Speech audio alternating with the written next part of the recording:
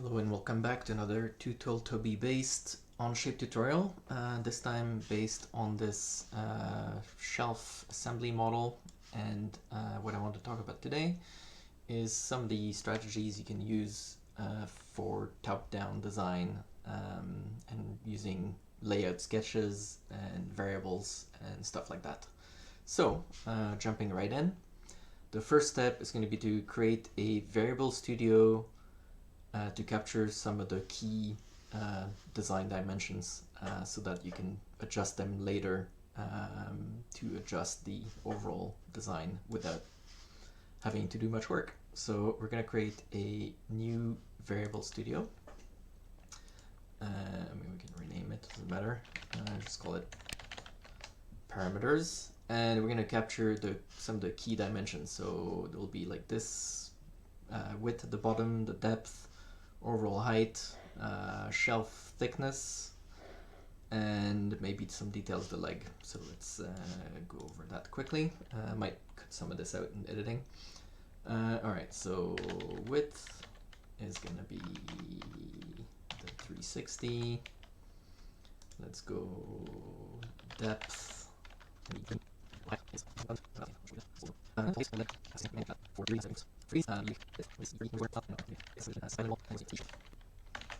Thickness as well, which is 50.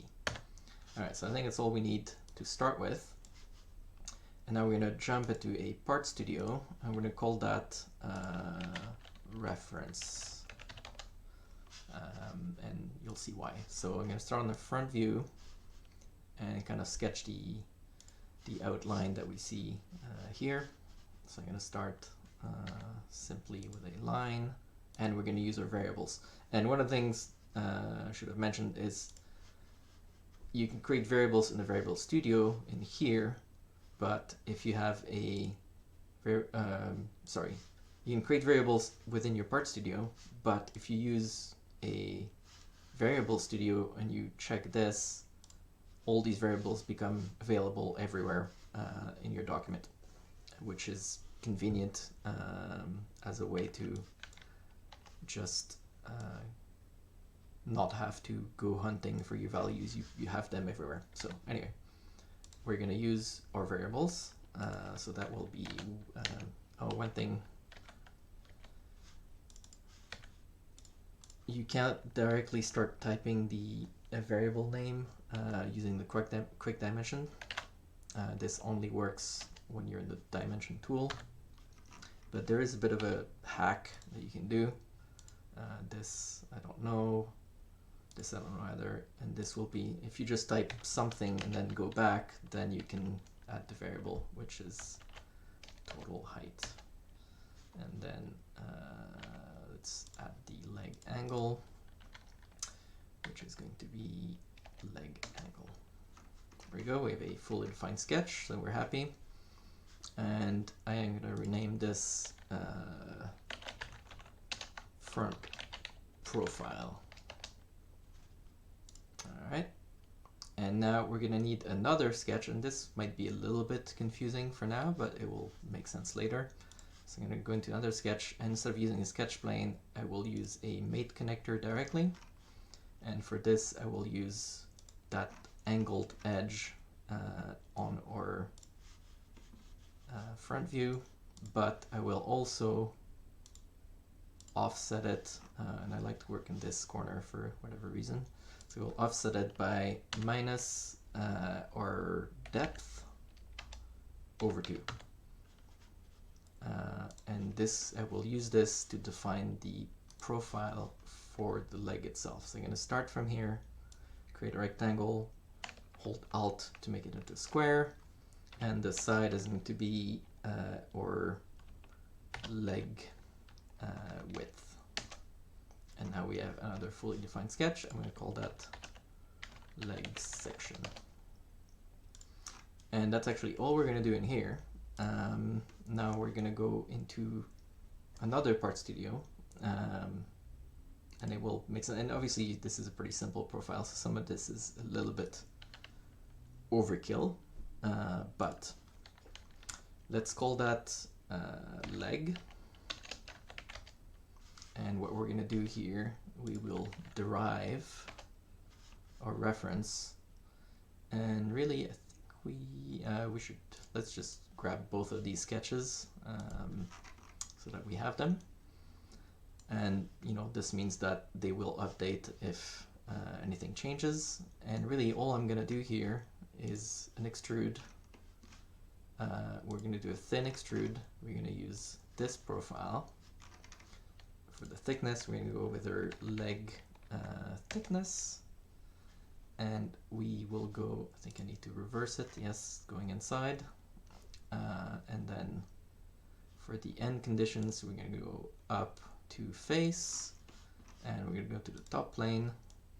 And then the second direction, we do want, it has to be flat with the top, so we can go second end position, and we will say up to face as well. Even though we don't have a plane, we can use a mate connector, which is why it's nice to have this, because we just want that top face. And if I pick this, here is our leg that looks just like what it needs to. So we can hide this, and I'm going to rename this leg.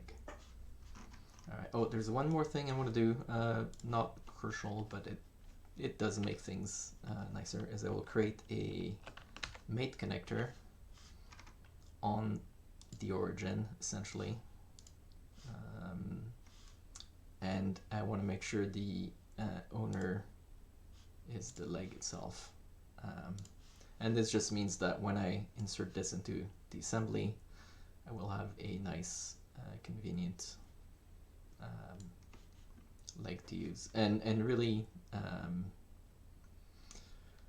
I'll go over that later, but I should probably mirror the leg. Anyway, we'll deal with that later. So one thing I can do to save myself a little bit of time, I am going to duplicate this Part Studio, and I'm going to rename it Shelf, and I'm going to delete, actually I'm going to keep the mate connector because I'll do the same thing. I can delete this, but now I have these same sketches. Now one thing we're going to do differently, one of the whole reasons for doing something like this is that these shelves, they're kind of, I mean, they're not the same obviously because they're of the angle, the taper, so they're slightly different dimensions, but they are kind of similar. It'd be nice not to have to draw them multiple times, especially if you start adding detail. So we're going to use configurations, and more specifically a configuration variable for this one. And it's going to look something like this. So I'm going to create configuration variable and then call it top height, and then here you can actually use spaces because it uses a different name in the background, and default, it doesn't really matter, but minimum 0, maximum should probably be, I don't know if I can use, no, I can't use a variable in there. It doesn't matter, we can leave it to whatever, because we're going to use it later. Okay, so what do we need? We need to create our shelf. So I'm going to create sketch on the front plane, and I'm going to draw it in a somewhat arbitrary position using this, and we did create a variable for the shelf thickness. I'm going to use that, call that shelf thickness, and then the main thing is that I will use dimension here, and that will be my top height variable. So just making sure everything works. If I change this to 750, yep, that's good. And now I am going to extrude this as a solid. Whoops, let me hide this to make sure I select the right thing. And we could go, I can either use my variable, you know what, let's just use the variable, which is going to be the depth, yes, depth over 2. So here's the base, like 1/4 of my shelf, and now I need to notch out the corner, and I've got this sketch already here, so remove, and we go through all symmetric. And the reason for that is, and you can actually check that. You know, you could say, what if I have this as 1000? Well, no, it's not cutting through. So and that's actually one good thing to know in Onshape. You can be editing a feature, but you can still change configurations. And this is, in this case, it's a configuration variable, but any configurations you have, you can switch on the fly even while you're editing a feature, which lets you get a preview of what's going to happen with different configurations without having to exit and change the value and go back, which is quite useful. So anyway, we're basically done with this, except for we're going to do a multi-mirror, not along Z, but along X and Y. Yeah, X and Y. There we go. And now we have our shelf. I should probably type properly. And I'm going to roll this again. Obviously the leg doesn't exist, but I can quickly reattach it. And now I have this mate connector, which stays at the base, regardless of what you pick here. And at this point, it's actually a good time to start building an assembly. And you might wonder how that's going to work a little bit, but let's insert one leg and one shelf. Now that might not look quite right. Let's, I'm actually going to create a reference mate connector on the origin that we'll use. And that's going to be kind of the center point for everything else. And I'm going to mate the leg to this. Call that leg. And then I'm going to hide the leg to make sure I grab the right thing. Oh, sorry. And then mate the shelf to that same reference and call this shelf. Now, not quite there yet, and actually I'm pretty sure I'm not following the drawing here. I think I was supposed to divide something by 2 somewhere.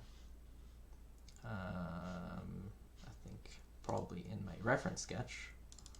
Yes, this should be the width over 2 because it's only half of it. I was wondering what was going on, but as you can see, I just changed it here, and it's changed it here, and in my assembly. So this actually looks a little bit more like this. However, we've got a bit of an issue with the shelf because it's just sitting there, and that's not matching anything. So one trick we can use is going back here and using an array type variable.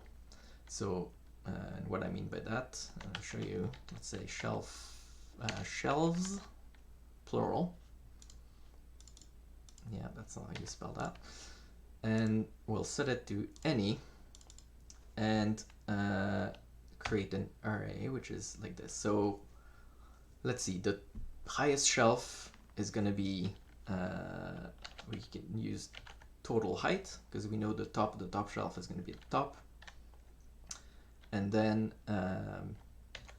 we can add the other shelves. So the bottom one is going to be, and these are going to be distance from the very bottom. So bottom one is going to be 150 plus 50, which is 200. Second one is going to be 400 plus 200, so 600. And then the next one is going to be 750. So we're going to do that. So I said 200 millimeters, 400 millimeters. Wait, is that right? No, 600 millimeters. That was 400 plus 200. And the final one is at 750 millimeters. And square bracket to close this. And we've got now a variable that has 4 values in it. And what we can do in here is edit this by, say, change configuration, and for the height I'm going to use shelves index 0. And now if I hit OK, apparently I messed it up. No.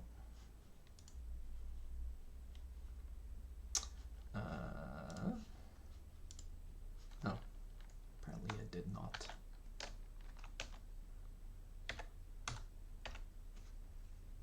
Hit enter, there we go. So it was good, I just had an enter. So now I've got my top shelf, and all I have to do really is repeat this. Let's put 3 more. So we're gonna hide them and then say, okay, let's mate this one to here, and let's call it, let's change configuration and shelf of index 1.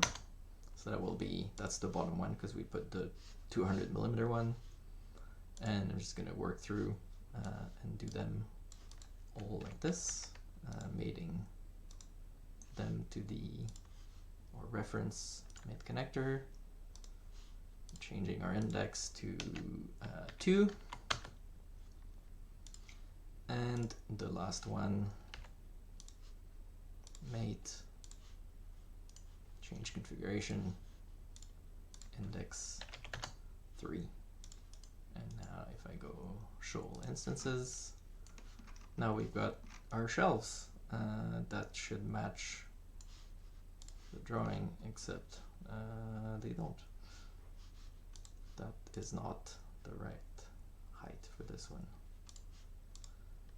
200, and really it's just that I didn't type that. Okay, 750, that's not 750, that's 850. So that's a, and this is a very good example. So what I'm going to do, just to show what happens, is I will open our variable studio in a separate tab, and you can see I meant to do 850, not 750, so I can just update this, and what happens is it will automatically grab the right configuration of that shelf in here. And now one thing that is missing currently in Onshape, unfortunately, is an option to mirror parts in assembly. So there's a couple of ways we can deal with it, because the shelves, the legs, I mean, you could do a 180-degree circular pattern, we'll create one over here, but for this one, it's not obvious what to do. But one option we could do, I mean, we could mirror the leg in here, which is probably the simplest thing, but unfortunately, the leg, it's going to create 2 different leg parts that are actually the same, so probably not the best option. But one other way to deal with this is to create a separate mate connector. So I'm going to create a mate connector, and actually no, I'm not going to create a separate, I'm going to mirror an existing mate connector. So I'm going to mirror a feature, it will be this mate connector, and for the mirror plane, I want to be able to put that leg on the other side, so I want to mirror this, so that's the same distance basically from the center point of the leg. And you can do this using a mate connector for the mirror plane and picking the middle of this part. So it's slightly convoluted, but not that hard to do. And now if I do this, I can grab another leg, and my mate connector is not there. Now that's interesting. Why isn't this working? Oh, maybe I think I have to hit this. And that would basically mean that the mate connector gets applied to the leg again, otherwise it's just sitting in the Part Studio. I'm hoping that worked. Yeah, okay, here we go. So now I'm gonna mate, and one option, I don't want to mate it to one of the shelves or anything, but you can always grab. So now I'm gonna grab this mate connector and then grab from here to mate it here. So this is my leg 2. And now let's just do the other option, which is circular pattern, and we're going to pattern these two. For the axis, we're going to use that mate connector again, and here we go. So now I can hit K to hide all the mate connectors, and we now have a shelf that looks just like the drawing currently. But you know, if we're like, you know what, I don't like the way that top shelf is, it's too close to the top. So you can just go, okay, let's see, let's play around with this. Let's move it to, how about 800? And that bottom one, also the gap is too big. So we're gonna move the bottom one to say 250. And so you can see, you can quickly play around with this. And you could say, how about, you know, is the angle right? What if I change it to 3 degrees? Does that look better? Maybe. And what if I had thicker tubes instead of 30 millimeter wide, 50 millimeter wide, but maybe they're thinner material, it's only 3 millimeter thick. So as you can see, this is a really, once you've gone through the trouble of setting it up like this, you can really play around with, experiment with your design basically, very quickly, basically with any of these parameters. And obviously there'd be cases where things are not going to work out. So if you said, you know, 10 degrees, you might have a, yeah, so weird things are going to happen. Although there's actually no errors happening yet. That top shelf looks a little bit useless, but you know, you can say, okay, maybe that was a bit much. 8 degrees, still too much. Although you could also change the width to some other number, 400, 600. You can make a really big one, or you know, create. If you're going to put it against the wall like this, you know, actually, I want to make a really big one. It's going to be way wider. Or actually, if you were going to put it against the wall, it'd be kind of the other way around. Keep that at 300 and 1000. Anyway, you get the point. You can quickly mess around with this kind of concept, adjusting everything on the fly, and really quickly get an answer for what it would look like. Anyway, I think I'll do a part 2. I've got some other things I wanted to go into, but don't want to go too long. In the meantime, I hope you found some of this useful, and see you next time.